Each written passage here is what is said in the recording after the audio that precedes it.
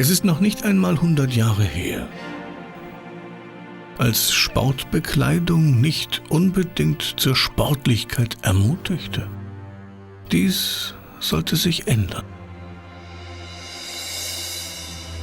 Auch wenn diese Firmenbezeichnung unter heutigen Gesichtspunkten etwas merkwürdig klingen mag, so waren deren Produktentwicklungen die innovativsten ihrer Zeit.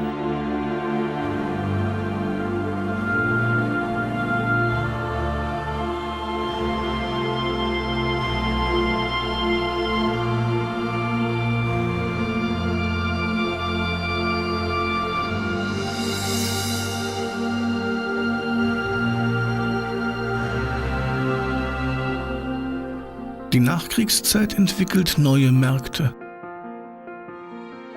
Vihootri begeistert stationierte US-Soldaten mit hochwertigen Sweats und Hosen. Die Internationalisierung verlangt nach einem internationalen Namen. Aus Vihootri wird York.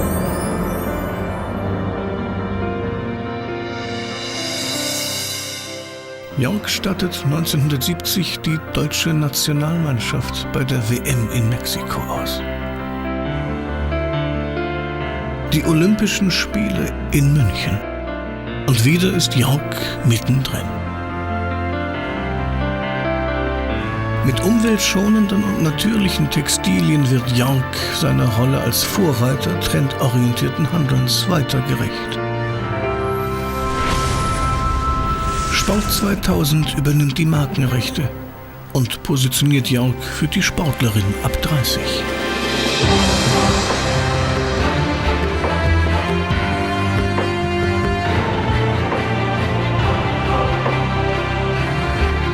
Gemeinsam haben wir schon viel bewegt.